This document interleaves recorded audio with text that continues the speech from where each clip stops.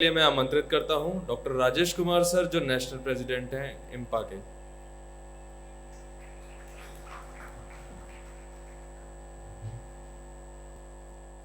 धन्यवाद डॉक्टर विवेक जी। 5 बजे ये कार्यक्रम समाप्त होना था और अभी आदरणीय कमलाकांत काले सर का स्पीच खत्म हुआ, 5 बज चुके हैं। कुछ संक्षिप्त में बातें जो है इन विषय और के बारे में और जो हमारे साथियों ने सुबह से अभी तक डिस्कस किया है, कंक्लूडिंग मैसेज कुछ मैं देना चाहूँगा। क्योंकि कार्यक्रम करना कोई मकसद नहीं था, मकसद के लिए कार्यक्रम ऑर्गेनाइज किया गया और उस मकसद को पूरा करने की दिशा में हमने कुछ साथियों को इनवाइट किया, जिनको गेस्ट स्पीकर के लेवल पर, चीफ गेस्ट के लेवल पर, इनॉग्रेटर के लेवल पर। उनमें से बहुत सारे साथी आ भी नहीं पाए और कई सारे साथी हमारे यहाँ मौजूद हैं। इसके बाहर भी जो कुछ हमारे साथी यहाँ पर जो आए हुए हैं वो चाहते हैं बोलना, लेकिन क्योंकि समस्याएं और समय, इन सारी चीज़ों को ध्यान रखते हुए अभी अवसर देना मुमकिन नहीं है, लेकिन भविष्य में ज़रूर हम लोग उन्हें अवसर ज़रूर देंगे। क्योंकि प्लेटफॉर्म ये जो है किसी व्यक्ति विशेष का नहीं है, समाज का है, ये आपका संगठन है, आपका प्लेटफॉर्म है, ये आपका मंच है। जो पहला विषय लगाया गया है उसमें traditional health system and modern health system, specially apprised class के संदर्भ में हम चर्चा करना चाहते हैं। ओरिजिनल सब्जेक्ट ये था, why health system declining in India. बाद में कुछ साथियों ने इसमें चेंजेस करने के लिए कहा, मैं चलो चेंज करते हैं, क्योंकि जो हेल्थ सिस्टम है, हेल्थ साइंस है, वो उसके नाम से ही पता चला ये विज्ञान है। और जो रिलीजियस मैटर चल रहे हैं वर्तमान में, वो सारे के सारे आस्था से जुड़े हुए हैं। आस्था के लिए प्रमाण की जरूरत नहीं होती, लेकिन विज्ञान के लिए प्रमाण की जरूरत होती है। दुनिया में जो साइंस डेवलप हुआ है उसमें सबसे ज्यादा अग्रणी भूमिका भारत की है। भारत में विज्ञान डेवलप हुआ और हेल्थ सिस्टम को भी भारत के लोगों ने डेवलप किया।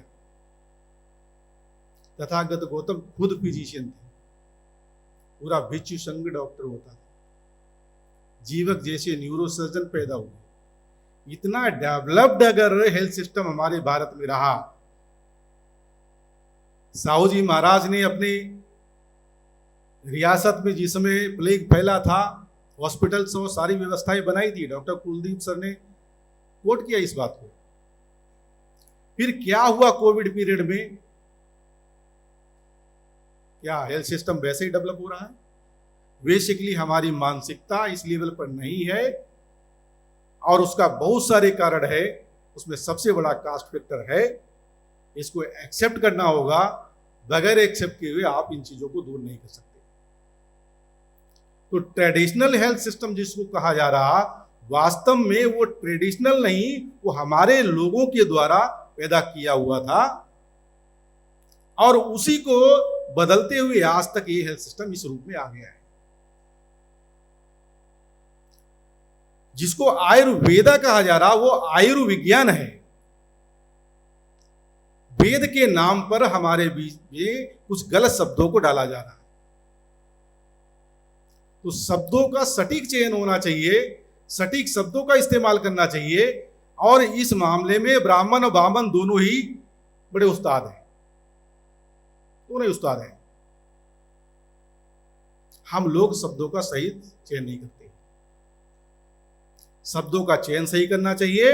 हेल्थ सिस्टम पहले भी विज्ञान के ऊपर ही था, क्योंकि हेल्थ खुद ही विज्ञान एक है।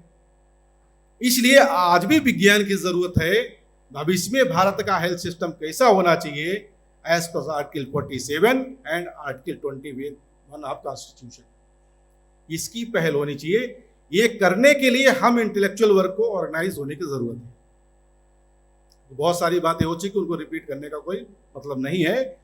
दोबारा जब कार्यक्रम होगा, हम इन चीज़ों को प्रचार प्रसार के लिए जब जाएंगे तो उनके जो फीडबैक आएंगे उनको फिर इंक्लूड किया जाएगा इन चीज़ों में। अभी जो जानकारी हमारे पास में आई उस जानकारी को हमारे समाज में भी लेकर जाना है। तो हेल्थ सिस्टम को एज पर आर्टिकल 47 आर्टिकल 21 होना चाहिए, और ये कॉन्स्टिट्यूशन मैटर है, संविधान में लिखा हुआ है, वो हम लोग पढ़ते नहीं, वो हमारे पास है नहीं। समाज शास्त्र हम पढ़ते नहीं, ये समस्या है। आज से हमें समाज शास्त्र को पढ़ना जरूरी है और कॉन्स्टिट्यूशन को भी कंपलसरी रूप से जानना समझना जरूरी है, क्योंकि जिन लोगों के विरुद्ध लड़ना चाहते हैं उनकी पीढ़ियां, उनके विचार पहले से ही सारी जानती है, बताती चली आई अपने लोगों को। हम लोग नहीं जान रहे, समझ रहे, वो अपने कॉन्स्टिट्यूशन के बारे में जानते हैं। उनका कॉन्स्टिट्यूशन हम लोगों को अधिकार वंचित करता है, हमारा कॉन्स्टिट्यूशन सभी को अधिकार देता है, प्रत्येक मानव प्रत्येक जीव को देता है, जानवरों को भी अधिकार देता है।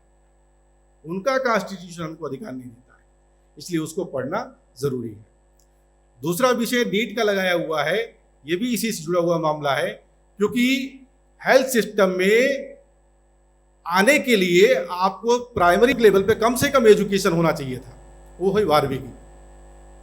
हमारे लोग कॉन्स्टिट्यूशन इंप्लीमेंट होने के बाद में एजुकेशन में आना शुरू हुए। पहले तो कंपटीशन नहीं होता था मेडिकल के लिए, मेरिट बेसिस आते थे। उस समय हमारे लोगों की हाई स्कूल इंटरमीडिएट में उतने प्राप्तांक अंक नहीं हुआ करते थे, फिर भी जिन लोगों के हुए वो लोग एम्स में भी सिलेक्ट हुए और कई दूसरे मेडिकल कॉलेज में सिलेक्ट हुए। वो पीढ़ियां रिटायर्ड हो चुकी, लेकिन जो समाज की तरफ उनके जाना चाहिए था देखने के लिए, इत्तेफाक से समाज शास्त्र का नॉलेज नहीं होने की वजह से, जानकारी नहीं होने की वजह से वो नहीं गए। तो नीट एग्जाम जो शुरू किया गया, बैकग्राउंड क्या उसका है? बैकग्राउंड है कि आपको हेल्थ सिस्टम में नहीं होना चाहिए पहली बार, और अगर आ गए तो पास आउट नहीं होना चाहिए। पास आउट हो गए तो अच्छे डॉक्टर नहीं बनना चाहिए, और बन भी गए तो गवर्नमेंट में सर्विस नहीं होना चाहिए। गवर्नमेंट सर्विस नहीं मिली है, प्राइवेट हॉस्पिटल्स खोल सकते हो, वो प्राइवेट हॉस्पिटल खोलने लायक आप नहीं होना चाहिए। आप उनकी मर्जी पर ही जिए हर लेवल, ये उनका प्लान है। एक हमारा मेडिकल प्रोफेशनल लेबर होगा, एक हमारा अनपढ़ लेबर होगा। ये स्थिति निर्माण करना चाहते हैं ताकि आप सोसाइटी को सर्व नहीं कर सके। यही है नीट। जहां पहले मेरिट से कुछ नहीं होता था, मेरिट्स की वजह से हम लोग नहीं पहुंच पा रहे थे, उसके बाद में एग्जाम शुरू हुए, एग्जाम के बाद में नीट लेके आए। पहले तो स्टेट लेवल पे एग्जाम हुआ करते थे। उत्तर प्रदेश में 2000 में पोस्ट ग्रेजुएशन के लिए 2001 में एग्जाम हुआ था पीजी के लिए। उस एग्जाम के ठीक एक महीने पहले जो कट ऑफ मेरिट है वो 20% किया गया, उससे पहले 0% थी। एक महीने पहले जैसे 20% किया गया, जो लोग 0% पे सिलेक्ट होने वाले थे, 20% जैसे जंप हुआ 0, 20% में आने लगे तो 40% कर दिया गया। जैसे देखा इससे भी आना शुरू हो गए, ले आए 2010 तक नीट का प्लान बना दिया उन्होंने, लागू कर दिया। अब नीट में भी बच्चे हमारे क्वालिफाई कर रहे हैं, ऐसा नहीं क्वालिफाई नहीं कर रहे, नीट में क्वालिफाई कर रहे हैं। इसलिए 2018 में ही हम लोगों ने इसके ऊपर चर्चा किया था, नेशनल लाइसेंसिएट एग्जामिनेशन, जिसको एग्जिट एग्जाम का नाम दिया इन्होंने। नेशनल लाइसेंसिएट एग्जाम का नाम दिया था उस समय, उसके ऊपर चर्चा किया था 2018 में कि ये लोग करने वाले हैं, क्योंकि नीट से भी हमारे बच्चे अब सिलेक्ट होना शुरू हो गए। तो सिलेक्ट हो जाओगे तो पीजी में कैसे आओगे, इनरोल कैसे करोगे? तो ये उनका प्लान है। इसलिए नीट जो है आपका एंटी कॉन्स्टिट्यूशनल, एंटी स्टूडेंट और एंटी सोशल है, क्योंकि बहुजन समाज जो जातियों में विभाजित है उसके विरुद्ध सारा का सारा ये षड्यंत्र चल रहा है। इसको हमारे मेडिकल स्टूडेंट के बीच में जाने की बताने की जरूरत है, और जो मेडिकल एस्पिरेंट हैं, जो यूजी में आने वाले हैं बच्चे, उनको भी समझाने की जरूरत है। ऐसा नहीं तुम आज सेलेक्ट हो गए हो, अंडर ग्रेजुएट बनने जा रहे हो, कल आपको पीजी के लिए जाना है तो एग्जिट एग्जाम देना पड़ेगा। और जो सोच रहे हैं कि अब तो हम पास आउट हो गए, एग्जिट एग्जाम नहीं देंगे, तो अब इसमें वो कर देंगे आपको प्रैक्टिस करने के लिए दोबारा एग्जिट एग्जाम देना, फिर क्या करोगे? उन्होंने अभी लगाया, सीलिंग लगाया 50 साल के ऊपर जो लोग है, जरा आइडेंटिफाइड करो जो गवर्नमेंट सर्विस में है, कौन लोग जो है एलिजिबल नहीं रह गए, कौन लोग नालायक लोग है, उनको कंपलसरी रिटायरमेंट दे दो, उनकी प्लानिंग है। तो ये सारा का सारा रेशियल डिस्क्रिमिनेशन चल रहा है, हेल्थ सिस्टम में भी चल रहा है, ये हमें समझने की ज़रूरत है और हमारे स्टूडेंट्स को और उन स्टूडेंट्स के पेरेंट्स को समझाने की ज़रूरत है। इसीलिए हम लोगों ने इस कार्यक्रम का नाम ही रखा हुआ है कि under CSME health care social empowerment and medical student networking program, ये टाइटल है इस प्रोग्राम का। तो इस विषय पर इतना ही। सेकेंड सेशन के 2 विषय थे, एक तो how to differentiate between centralize policy and individual policy. Centralize policy का मतलब क्या है कि एक ऐसी पॉलिसी बनाई जाए जो संपूर्ण बहुजन समाज के लिए या सभी मेडिकल प्रोफेशनल के लिए वो प्रभावकारी हो, सभी लोग उस पर चल सके, एक कॉमन गोल बनाना होगा। हम लड़ाई लड़ना चाहते, मेरे अलग विचार है, आपके अलग विचार है, बाकी और अलग अलग विचार है, 6743 जातियों के सबके अलग अलग विचार है। अगर अलग अलग विचार के लोग हैं, इनको हम अगर ऑर्गेनाइज नहीं करते और सेंट्रल आइडिया नहीं इनको देते, तो ये लोग अपना जो बड़ा लक्ष्य है इस देश की व्यवस्था बदलना, वो कर नहीं सकते। दुश्मनों के जितने भी संगठन है वो सारे के सारे सेंट्रलाइज है, और सेंट्रलाइज होने की वजह से वहां पर व्यक्ति प्रस्थापित नहीं होता है, वहां पर विचारधारा और सिद्धांत प्रस्थापित होता है। हमारे संगठन सेंट्रलाइज होने के बजाय डिसेंट्रलाइज है, वहां पर इंडिविजुअल हावी हो जाता है, और इंडिविजुअल हावी होने के बाद में खुद को प्रस्थापित करता है और फिर अपने आप को ही उसका मालिक समझ बैठता है। ये समस्या है। बहुजन समाज का सबसे बड़ा बाबा साहब अम्बेडकर के महापरिनिर्वाण के बाद में जो उनका जो मूवमेंट था, जो उथल पुथल हुआ, उस उथल पुथल के बाद में सबसे बड़ा मूवमेंट जो खड़ा हुआ, सबसे बड़ा जो संगठन खड़ा हुआ, उसको वामसेप कहते हैं। उस वामसेप संगठन में माननीय कांशीराम साहब ने भी सेंट्रलाइज आइडिया को अपनाया था। जब उनको समझ में आया तो उन्होंने पॉलिटिकल लेवल पे काम करना शुरू किया, लेकिन उस वामसेप को छोड़ दिया। उस समय उसका नुकसान हुआ आज की डेट में। अगर वो कैडर बंद नहीं हुआ था, शायद ये स्थिति बहुजन समाज पार्टी की नहीं होती। वो बंद हुआ इसलिए स्थिति निर्माण हुई, लेकिन कांशीराम साहब ने खुद को प्रस्थापित करने का काम नहीं किया था। उसके बाद में बहुजन समाज का जो ये संगठन है वामसेप, इसमें एक व्यक्ति का और बहुत बड़ा नाम उभर कर आता है, वो है माननीय डी के खापड़े। उस व्यक्ति ने भी अपने आप को प्रस्थापित करने का काम नहीं किया, संगठन विचारधारा और सिद्धांत उद्देश्य को प्रस्थापित करने का काम किया। और इस संगठन का जिसको बीज कहा जाता, वो है मानवर दीना भाना जी। बीज जमीन के अंदर होता है, वो दिखाई नहीं देता है। तो सेंट्रलाइज डिसेंट्रलाइज उसका मीनिंग ही खत्म हो गया। इसके अलावा में जो अपने आप को बीच बीच में राष्ट्रीय अध्यक्ष बने, उनके अपने कुछ प्रॉब्लम्स रही। उन लोगों ने संगठन को जो समय देना चाहिए था, उस लेवल पर संगठन को समय नहीं दे पाए, और संगठन को जिस लेवल पर जाना चाहिए था इसलिए वो नहीं पहुंचा। लेकिन एक व्यक्ति जिसने समय दिया, समय देकर संगठन को प्रस्थापित करने का काम किया, लेकिन संगठन को प्रस्थापित करने के नाम पर धीरे धीरे खुद को ही प्रस्थापित किया। विचारधारा और सिद्धांत समाज के लिए, विचारधारा सिद्धांत समाज के लिए, अब खुद के लिए खुद का नाम होना चाहिए, खुद को हीरो बनाने के लिए सारी चीज को इस्तेमाल किया। इसको कहते इंडिविजुअलाइज।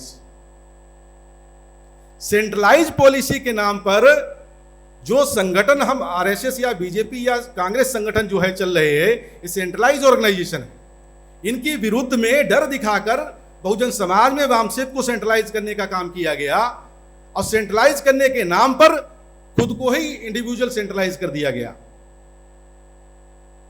मान्यवर कांशीराम साहब शेड्यूल कास्ट से थे, तेजेंद्र सिंह झिल्ली जी शेड्यूल कास्ट से, मान्यवर डी के खापड़े साहब शेड्यूल कास्ट थे, मान्यवर दीना भाना जी शेड्यूल कास्ट थे। और अभी भी जिसे राष्ट्रीय अध्यक्ष को हम लोगों ने 5 अप्रैल को हटाया, वो भी शेड्यूल कास्ट थे। आप 85% की बात करते हो, आप प्रतिनिधित्व क्यों नहीं दे रहे हो? व्यक्ति को क्यों प्रस्तावित कर रहे हो?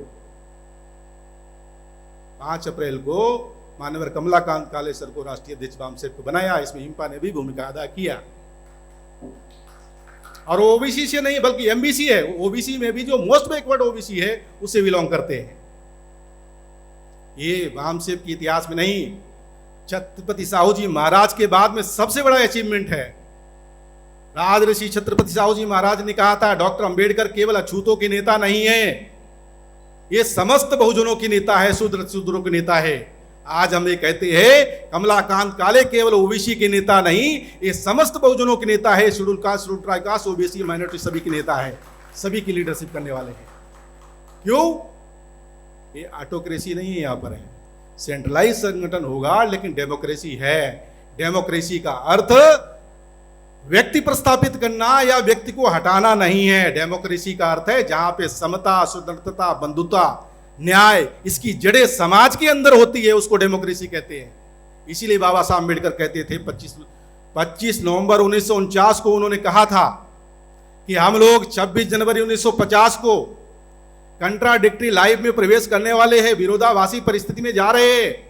One man one vote one value होगा, लेकिन सोशल इनइक्वलिटी बनी रहेगी, सामाजिक डिस्क्रिमिनेशन बना रहेगा। ये इनइक्वलिटी होने की वजह से समस्या बनी रहेगी और इकोनॉमिक इनइक्वलिटी रहेगी। जितनी जल्दी हो सके इस सोशल इनइक्वलिटी को और इकोनॉमिक इनइक्वलिटी को दूर करना चाहिए, उसमें उन्होंने कहा था। उसके लिए बाबा साहब अम्बेडकर ने प्रयास किया। उसके बाद केवल मानवेंद्र कांशीराम साहब करते हुए दिखाई दे रहे, बाद में कोई भी ये काम करता हुआ दिखाई नहीं दे रहा है।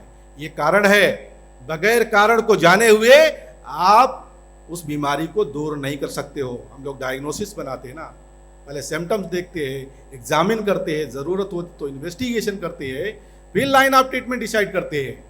इसलिए इंडियन मेडिकल प्रोफेशनल एसोसिएशन में और वामसेप में भी अब ऑटोक्रेसी खत्म हो गया है। यहां पर भी डेमोक्रेसी है, लेकिन डेमोक्रेसी का अर्थ आप उल्टा मत लगाना। डेमोक्रेसी का अर्थ है अपोजिशन भी होना चाहिए और पोजीशन भी होना चाहिए, पक्ष और विपक्ष होना चाहिए। अगर आप कोई बात अपनी कहना चाहते हो, आपको अपनी बात को कहने का अधिकार होना चाहिए। उसके बाद में उसको माना जाए या ना माना जाए वो बात का मुद्दा है, कम से कम उस मुद्दे पर चर्चा तो होनी चाहिए।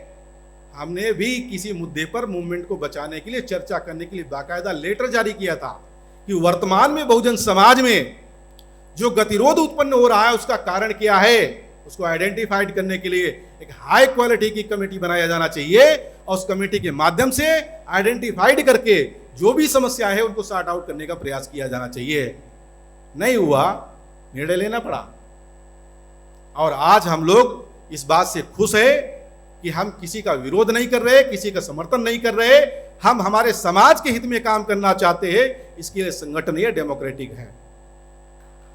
इसलिए ऑटोक्रेसी इधर, उसके लिए नो एंट्री है। जिसको भी अपनी चलाना है, केवल व्यक्तिगत बात चलाना है, उसको संगठन में नहीं आना चाहिए। जिसको व्यक्तिगत की बजाय समाज हित में सोचना है, समाज हित में आइडिया लाना है, उसके लिए चर्चा करो, डिबेट करो और फाइनल करो। फाइनल करके लागू करो। ये किसी व्यक्ति का संगठन नहीं है, ये समाज का संगठन है। इसलिए ऑटोक्रेसी का कोई मुद्दा नहीं है। कौन सा संगठन में जाना है, कौन से में नहीं जाना है, ये डिसाइड करने का आपको अधिकार है। ऑब्जेक्टिवली, सिद्धांत और विचारधारा के आधार पर आप डिसाइड कर सकते हो कौन सही है और कौन गलत है। ऑब्जेक्ट ही डिसाइड करता है। अभी तक हम कहते थे कि डीएनए के आधार पर ब्राह्मण, क्षत्रिय, वैश्य ये विदेशी है। अब हम कहने लगे कि नहीं, अभी क्षत्रिय भी मूल निवासी है। इसी हॉल में कहा और मैं ही उसमें ऑर्गेनाइजर था। करना पड़ा, वो दबाव था। वो दबाव मैंने झेला नहीं, उसको बाहर निकाल दिया। कुकर की सीटी होती उसकी तरह निकाल दिया। जरूरत नहीं है ऐसे दबाव को झेलने की। गलत विचारधारा को आप प्रस्तापित कर रहे हो, उस गलत विचारधारा को सुनने वाले नहीं। जब मायावती जी ने कहा था सर्वजन हिताय सर्वजन सुखाय भवतु सब मंगलम का, उन्होंने बोला कि होता है मतलब सर्वजन हिताय सर्वजन सुखाय, उसका आपने विरोध किया। अब डीएनए के आधार पर जो चीज थी उसको आप काट रहे हो, किताब के आधार पर। कैसे आपकी बात मान लिया जाए? आपकी ऑटोक्रेसी को मान लिया जाए क्या? नहीं माना जाएगा। इसलिए संगठन में ऑटोक्रेसी बर्दाश्त नहीं है। और अगर संगठन में ऑटोक्रेसी बर्दाश्त करोगे तो व्यक्ति को ही प्रस्थापित करोगे, व्यक्ति को नहीं, विचारधारा को प्रस्थापित करना है सिद्धांतों के आधार पे, उद्देश्य के लिए, व्यक्ति के लिए नहीं है, उद्देश्य के लिए विचारधारा को प्रस्थापित करना होगा, वो भी सिद्धांतों के आधार पर। सिद्धांत अपने आप में सिद्धांत नहीं होते, आपके उद्देश्य से जुड़े हुए होते हैं। आपका उद्देश्य बदल जाएगा तो आपके सिद्धांत बदल जाएंगे, आपकी विचारधारा बदल जाएगी। जरूरत के हिसाब से अपने आप को बदलना ये अच्छी बात नहीं है। जो निर्धारित किया हुआ है उसके हिसाब से हमारे सिद्धांत विचारधारा चलनी चाहिए। इसलिए इंडियन मेडिकल प्रोफेशनल में वामसेप के बहुत सारे कैरेक्टर हमने एक्वायर्ड किए। बनाते समय जब जन्म दिया था बहुत सारे कैरेक्टर लिए। हमको उस समय समझ में आया था कि वामसेप एक संगठन है जो बाबा साहब अम्बेडकर के बाद में एक बड़ा काम कर रहा है, इसलिए उसके विचार को, उसके सिद्धांत को हमें एप्लीकेशन करना चाहिए। एप्लीकेशन किया और जैसे ही लगा ये गलत हो रहा है, हम लोगों ने उस चीज़ों को छोड़ा। और अभी आदरणीय कमलाकांत काले सर के नेतृत्व में वामसेप भी आगे बढ़ रहा है और हम लोग भी आगे बढ़ेंगे। केवल नुकसान इतना हुआ है, जो पैरासाइट हमारे साथ था उसने खून चूस लिया। अभी इंपा भी थोड़ा मलनरिश हो गया है, थोड़ा मल न्यूट्रिशन हो गया है, लेकिन धीरे धीरे मजबूत हो जाएगा। अभी मां को बचाया है, अब हम खुद को भी मजबूत करेंगे, आगे बढ़ेंगे। मिशन बचाया, अब मिशन को चलाएंगे। इसलिए इस विषय पर इतना ही कहना चाहता हूं। चौथा इसमें जो विषय है, etiology, symptom and management of diabetic hypertensive neuropsychiatric disorder. इसके बारे में बहुत सारी बातें आदरणीय डॉक्टर करण सिंह जी और माननीय डॉक्टर कुलदीप सर ने बहुत सारी बातें कही। एक दो बातें कहना चाहता हूं। जो कास्ट सिस्टम यहां पर है, उस कास्ट सिस्टम के अंतर्गत हम लोग अगर देखते हैं, जो डाइटरी हैबिट हमारी है वो बहुत ज्यादा, इतनी ज्यादा खराब है क्योंकि हम उसके लायक ही नहीं है। जिस उड़ीसा में खाने के लिए चावल भी उसको नहीं मिलता है, वो कहां से उसको डायबिटीज हो गया? लेकिन हो रहा, इतना ज्यादा स्ट्रेस है। जो हमारे पढ़े लिखे लोग, जिनके पास पैसा आ गया, जिनको खाने को नहीं मिल रहा था, उनको डायबिटीज हो रहा। डायबिटीज का रेशियो बढ़ रहा है क्योंकि लाइफ स्टाइल हमारी बदल गई। हेल्थ का मतलब केवल हमको कितना बताया जा रहा है? Only free from clinical disease. Health का डेफिनेशन ही अलग है। Socially, physically, mentally wellbeing, not merely handicap, यानी क्लिनिकल डिजीज भी नहीं होना चाहिए। ये सारी चीजें, यानी फिजिकली भी ठीक होना चाहिए, मेंटली भी ठीक होना चाहिए, सोशली भी ठीक होना चाहिए, एजुकेशनली ठीक होना चाहिए। क्या एजुकेशन के लेवल पे ठीक है? समाज के लेवल पे ठीक है? हम लोगों को वो चीजें नहीं मिल रही है। यही कारण है कि हमारे समाज में हेल्थ के बारे में अवेयरनेस जो होना चाहिए वो नहीं हो रही है। उसी समाज में से जो लोग लीडर बनते हैं और अपने आप को ऑटोक्रेटिक लेवल पे खड़ा करते हैं, अगर ऐसे व्यक्ति में डायबिटीज और हाइपरटेंशन हो जाए फिर क्या होगा? और वो होता ही है, नेचुरल है, क्योंकि लाइफ स्टाइल इस तरीके की। और जो मूवमेंट में काम करने वाले लोग, उनकी लाइफ स्टाइल बहुत ज्यादा भ्रष्ट है। दिन भर भागते रहेंगे, बैठेंगे, जब दिन भर खाने को नहीं मिलेगा, और जो खाने को मिला फिर खाने पर टूट पड़ेंगे। और ये लाइफ स्टाइल 10-15 साल तक चलती है, उसके बाद डायबिटीज होता है, हाइपरटेंशन होता। 10-15 साल बाद सोचते हैं, यानी 30-35 साल की उम्र शुरू किया तो ज़्यादा उम्र हो जाती है। जैसे 50-55 की उम्र पहुंचती है तो और उसके सामने समस्याएं खड़ी होती। और 60-65 की जब पहुंचता है, सोचता अभी तक तो मैं कुछ कर ही नहीं पाया, 65 साल का हो गया, मैंने कुछ कर नहीं पाया, अब कुछ करना होगा। दिमाग में फितूर पैदा होता है और समाज को गड्ढे में डालने की कोशिश करता है। फिर उसको नहीं दिखाई देता उसको क्या करना है। उसको दिखता है कि मैं महापुरुष कैसे बनूंगा। अरे कांशीराम तो महापुरुष बन गया, दीना भाना भी महापुरुष बन गया, कापड़े भी महापुरुष बन गया, मैं कैसे बनूंगा? चलो कांग्रेस के यहां चलते हैं। अरे ठीक है, कांग्रेस पहले गलत थी, आज तो वो भी अछूत हो गई ना। कांग्रेस भी अछूत और हम भी अछूत, दो अछूत मिलके जो है अपने आप को प्रस्थापित करने का काम किया और आज महापुरुष बनने के लिए सारा काम हो रहा है। ये सारे के सारे लक्षण न्यूरोसाइकेटिक डिसऑर्डर के हैं। ये मेरे पास एविडेंस इसके है, बहुत सारे लीडर्स के एविडेंस मेरे पास में, जो इस तरीके का व्यवहार कर रहे हैं। वो डायबिटिक भी है, हाइपरटेंसिव भी है और समाज को गड्ढे में डालने का काम कर रहे हैं और लीडरशिप भी कर रहे हैं। भक्त लोग क्या सोच रहे, हमारा नेता कैसा है, और इतना बड़ा एक बहुत बड़ा शेर आया तो उसको पकड़ लिया, उसको घेर लिया, और वो शेर वहीं बैठा हुआ हमारे समाज को खा गया, उसको पता ही नहीं चला। ईडब्ल्यूएस के नाम पे शेर ने सबको खा लिया और समाज मदमस्त है कि इतना बड़ा नेता, उसने सब पूरे जाके शेर को घेर लिया। ना वो शेर था ना ये घेरने वाला था, केवल खुद को हीरो बनाने का मामला है। इसलिए हम लोगों को हमारे समाज में जाकर और मेडिकल प्रोफेशनल्स को और साथ साथ में जो बहुजन समाज के लीडर्स हैं उनको भी और बहुजन समाज को भी समझाना होगा, हेल्दी लाइफ स्टाइल होना चाहिए। मेडिकल साइंस का पहला ही हमारा ये सिद्धांत है कि प्रिवेंटिव मेडिसिन होना चाहिए। वो हम काम करते नहीं हैं। पहली बात तो बीमारी हमारे अंदर होनी नहीं चाहिए। यदि बीमारी हो गई है तो उसके लिए कौन से डॉक्टर के पास जाना चाहिए, ये सारा का सारा पढ़ाया जाता है पीएसएम में। ये बातें हमारे समाज के लोगों को हमें बताने की जरूरत है कि हमको हेल्दी लाइफ जीने के लिए कंपलसरी हमारी हेल्दी डाइट होनी चाहिए और एक्सरसाइज होनी चाहिए। पहला नंबर, स्ट्रेस को अपने दिमाग से दूर रखना चाहिए। आप प्लान बनाओ, प्लान बनाकर उस काम को करो और काम करने के बाद में उसमें जो रिजल्ट आता है उसके आधार पर फिर निर्णय बनाओ, फिर आगे बढ़ो। व्यवस्थित लाइफ अगर हम जीना शुरू कर दें तो आधी समस्या हमारी समाधान हो जाएगा। और उसके बाद में किस डॉक्टर के पास जाना है ये भी जरूरी है। बहुजन समाज में इतने सारे डॉक्टर बन गए हैं। गुड़गांव में सर से आए हैं, उनका डायबिटिक हॉस्पिटल है, मुझे नहीं मालूम था। यहाँ आने के बाद पता चला सर का हॉस्पिटल है। अगर सर के हॉस्पिटल में हमारे समाज का व्यक्ति जाता है, हो सकता है वो 1 रुपया कम भी ले ले, लेकिन हमारे समाज अगर नहीं कम लिया तो कम से कम समाज का नुकसान जरूर नहीं करेंगे।